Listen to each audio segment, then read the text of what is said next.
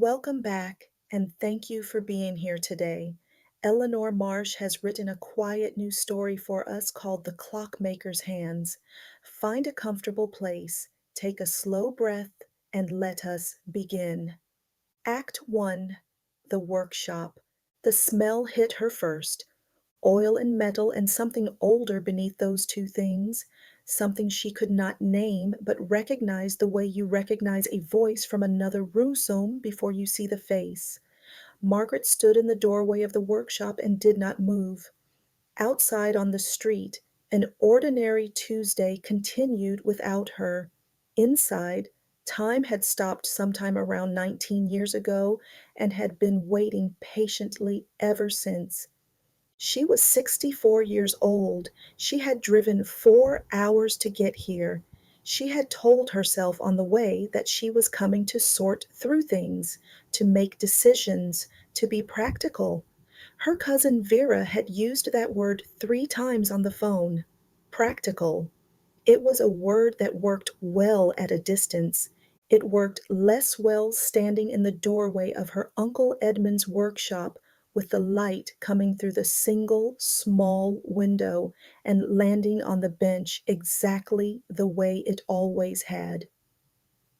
Margaret stepped inside. The floorboard on the left creaked. She had been waiting for that too. Edmund Hale had kept clocks for 42 years, not repaired them, though he did repair them. He kept them the way some people keep faith or keep promises, clocks from estates and attics and the back shelves of shops that no longer existed, clocks that had stopped working and clocks that had never stopped at all, and clocks that had been brought to him with the weight of someone's history inside them, too heavy to carry alone.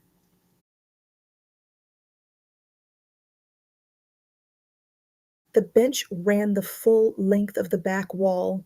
Margaret remembered standing at it as a child, her chin barely reaching the surface, watching Edmund's hands move with a steadiness that seemed impossible. He did not hurry, he did not hesitate. He moved through the small interior worlds of clocks with the confidence of someone who had been there before and found the way. She ran her fingers along the edge of the bench. The tools were still arranged in their order. She knew their names. He had taught her the names when she was 9, and she had never forgotten them, which surprised her, because she had forgotten a great many other things from those years: the mainspring key, the movement holder, the dial foot pliers, the staking tool, the tweezers, 3 different kinds, arranged by width. There were 2 clocks on the bench, one she recognized as a bracket clock she had last seen being disassembled, its case open, its movement laid out on the bench like a diagram of something essential. The other was smaller, a carriage clock with a brass case that needed polishing, sitting upright with its face turned toward the window. She did not touch them yet. Instead, she pulled out the old wooden stool from beneath the bench and sat down. She had sat on this stool so many times that the seat had shaped itself slightly to her, or she to it, and either way it fit her as though it had been waiting. Edmund had died in March. He was 81. He had lived in this house for 50 years and worked in this workshop for 42 of them, and at the end he had simply stopped, the way a clock stops, not broken, but done. Margaret had not been back to this workshop since the year she left for the city. That was 19 years ago. She had visited Edmund, of course. They had eaten meals in his kitchen and sat in his garden and spoken on the telephone every few weeks. But she had not come back to the workshop. She was not sure why, except that some rooms hold too much of a particular time in a person's life, and it is easier to remember that time from a distance. She was not sure that was true anymore. She picked up the carriage clock. It was lighter than she expected, and then she remembered that she had always found it lighter than she expected, which meant she had held this particular clock before and forgotten that she had. The case was warm in her hands, which meant the clock was running. She held it to her ear and listened to the tick, the small, precise heartbeat of it, and something in her chest did something she could not entirely explain. Edmund had told her once that every clock has its own voice. Not a metaphor, he had said, or not only a metaphor, the particular weight of the pendulum, the tension in the spring, the diameter of the escape wheel. These things determine the rhythm as surely as the structure of a person determines the quality of their voice. You can learn to tell them apart, he said, if you listen long enough. She had believed him then. She believed him now. She set the clock down gently and looked around the workshop. Shelves lined two of the walls, and on the shelves were clocks in various states, some in their cases, some open, some in pieces waiting to be attended to. There were labels on some of them in Edmund's handwriting, small cards tied with thin string. She did not read them yet. She was not ready to read his handwriting yet. On the shelf above the bench, between a French mantel clock and a small annular dial, was the photograph she had been looking for without knowing she was looking for it. Two people at a workbench, a man in his 40s with his sleeves rolled up, and a woman beside him, perhaps 20, 21, bent over something small in her hands, concentrating. The light in the photograph was the same light that was in the room right now. She did not remember the photograph being taken. She remembered the moment it had captured, which was different. She remembered the clock she had been working on, a small carriage clock with a broken mainspring, her first independent repair, Edmund standing beside her, not to help, but to witness. She had been so frightened of getting it wrong. She remembered that clearly. The fear of the small, precise world inside the clock, the way all those parts depended on all the other parts, the way a single mistake could unseat everything. Edmund had not said, "You will be fine." He had not said, "Don't be afraid." He had said, "Tell me what you see." And she had looked at the movement and described it, piece by piece, and in the describing she had understood what needed to be done, and she had done it. She picked up the carriage clock from the bench again. She turned it over in her hands. She opened the small access panel on the back. She looked at the movement inside, the tiny, ordered world of it, and she began, quietly and without hurry, to tell herself what she saw.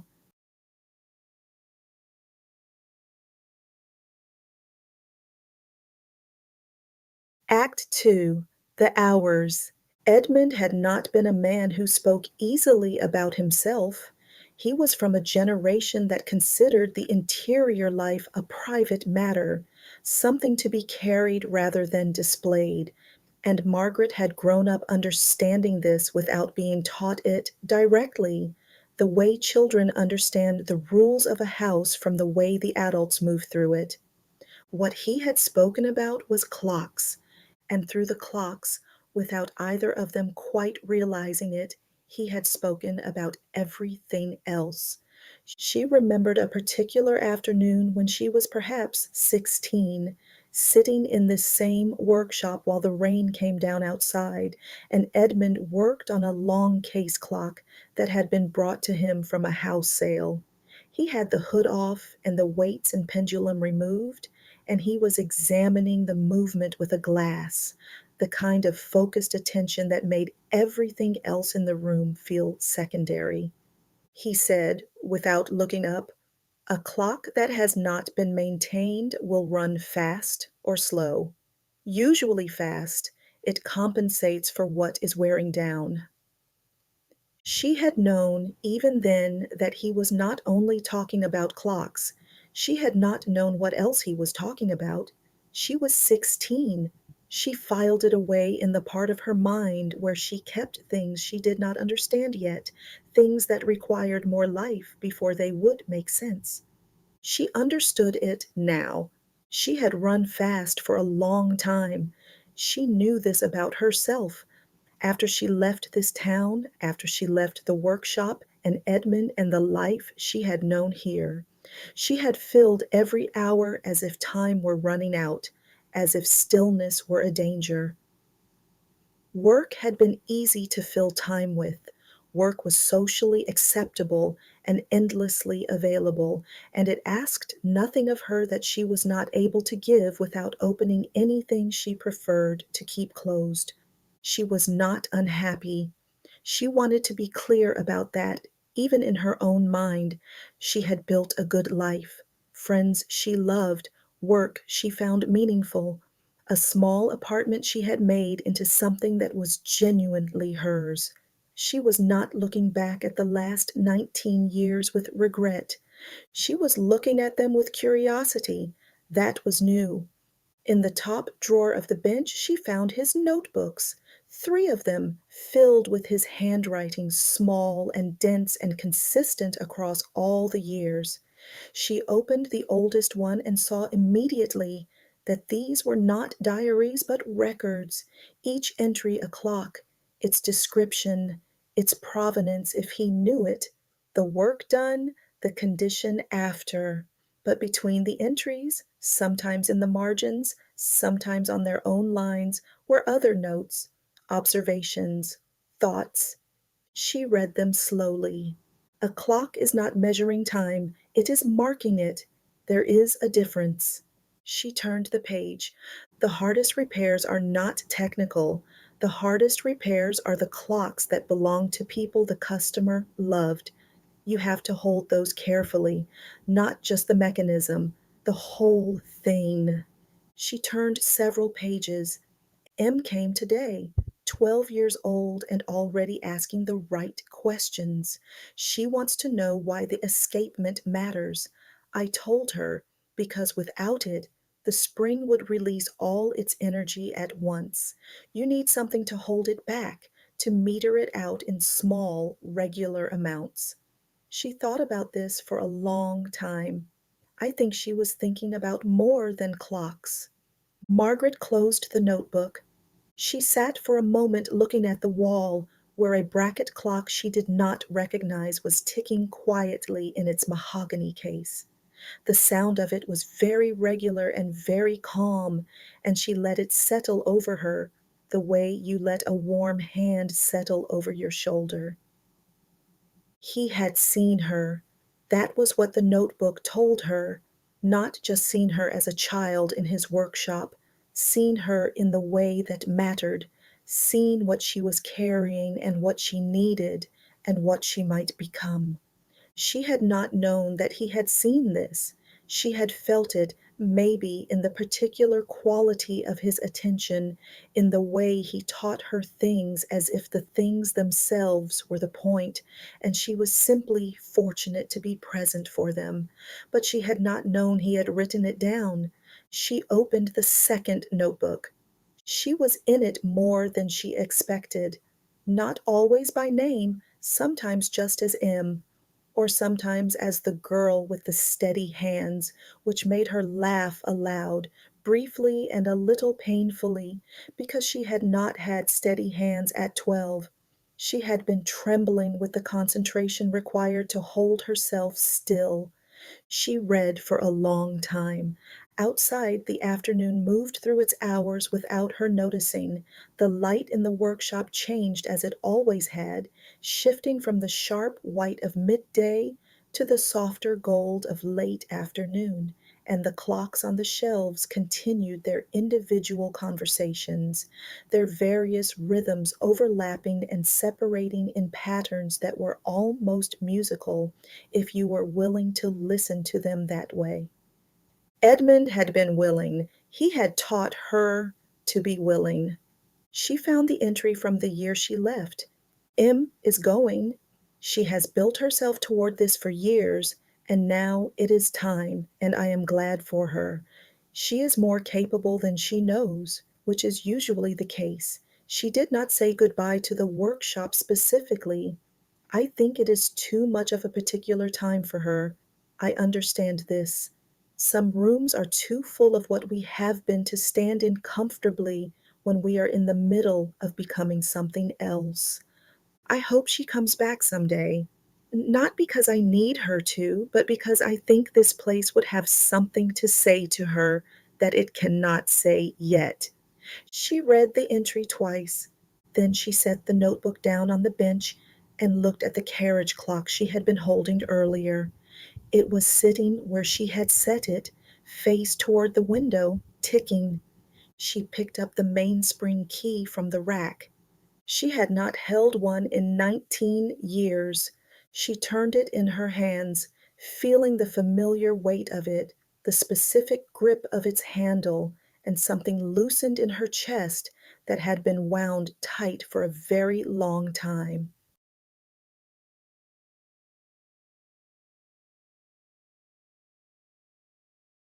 Act 3: The Return.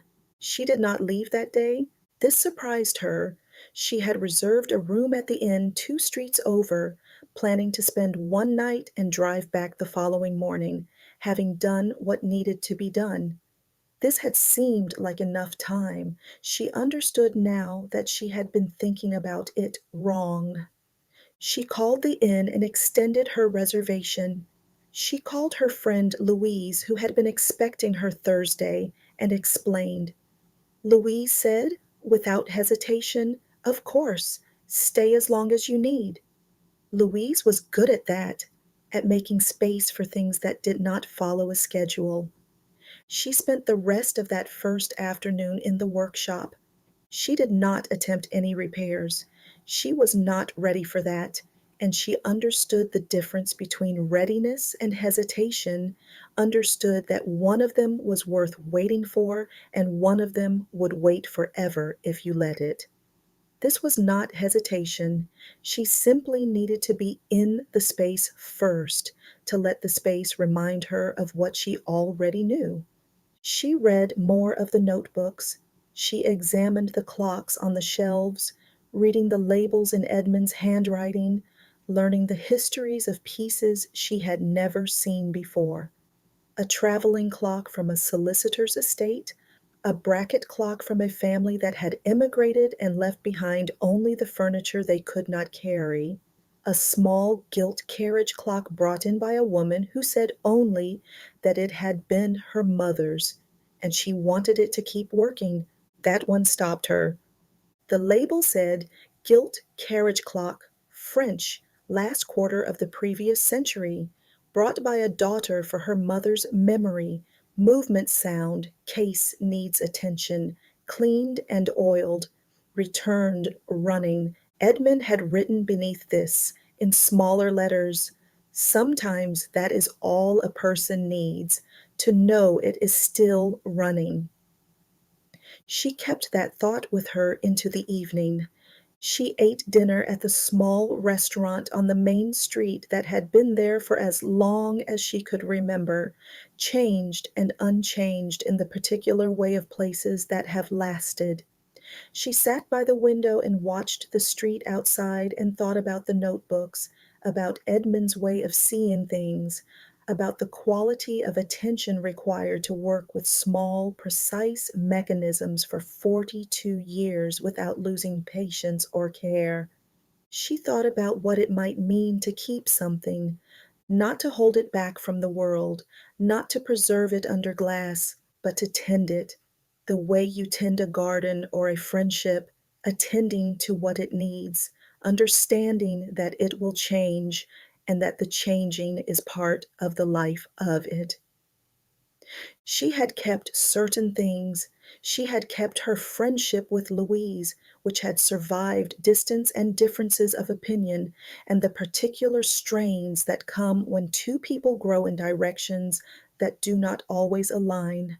She had kept certain habits of attention that Edmund had taught her, though she had not thought of them as his in a long time.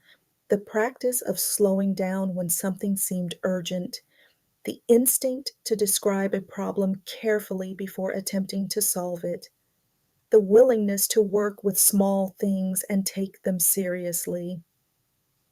She had not thought of these as a form of inheritance. She thought of them that way now. On the second morning she went back to the workshop early.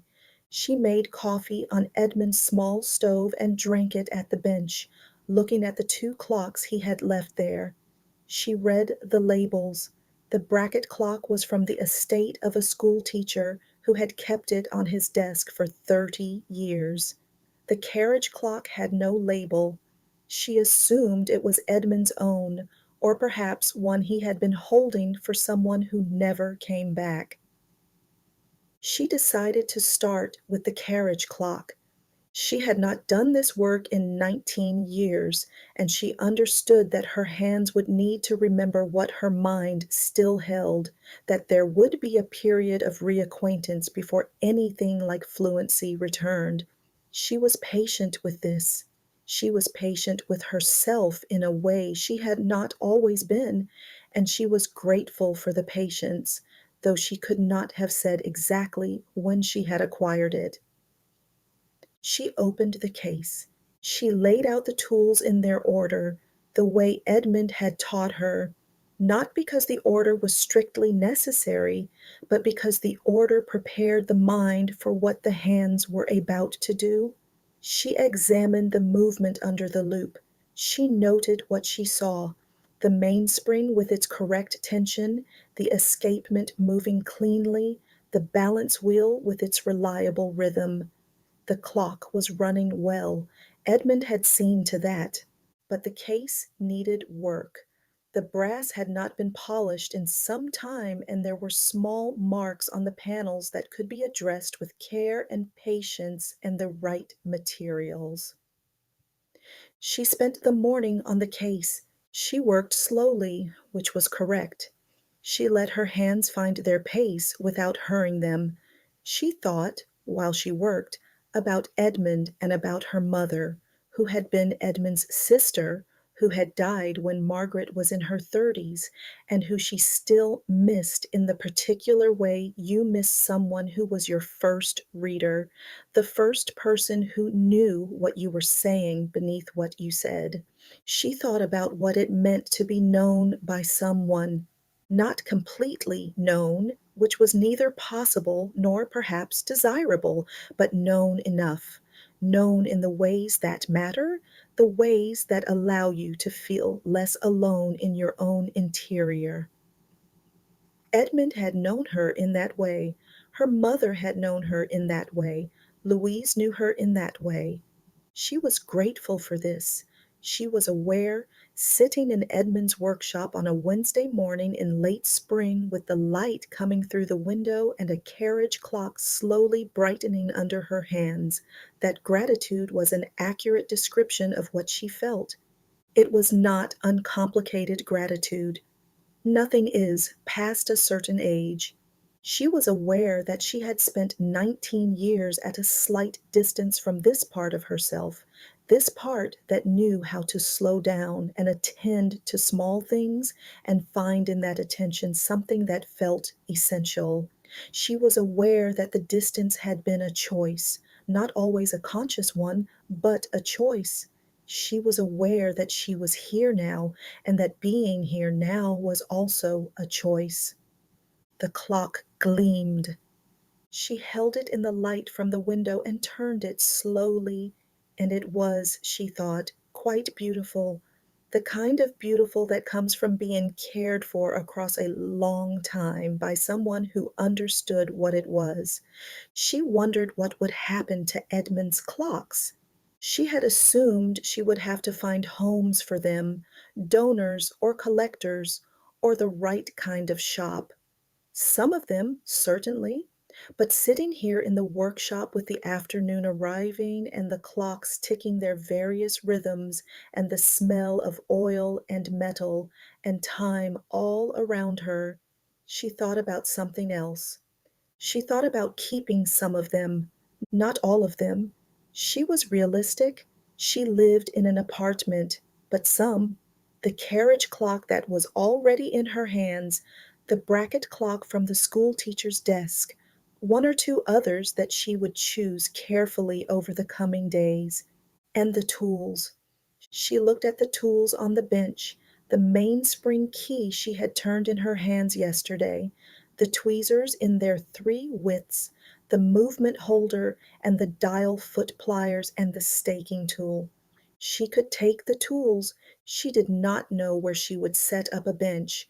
She would figure that out. The spare room, perhaps, the one she kept telling herself she would do something with.